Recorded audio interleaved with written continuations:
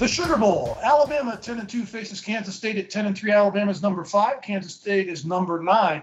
This Sugar Bowl should be a great matchup, but I don't think it's going to be that close. Alabama's a 6.5-point favorite because all their starters are playing. Nobody's opting out for the Crimson Tide. They do have some players in the transfer portal 11, but Bryce Young could have opted out. He didn't. Will Anderson on defense, he could have opted. He didn't. If you look at Bama's defense, they're going to be pretty salty for this football game. All they have to do is probably stop Deuce Vaughn from Kansas State. But I think it's going to be a rough matchup early, but I think Alabama pulls away in this one late, Coach.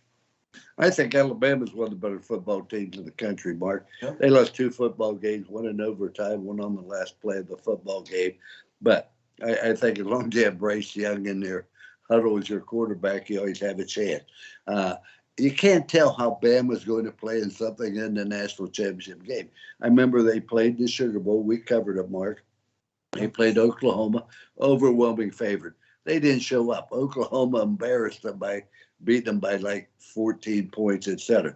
But I don't think that's going to happen this time. I think it is a little bit different football team.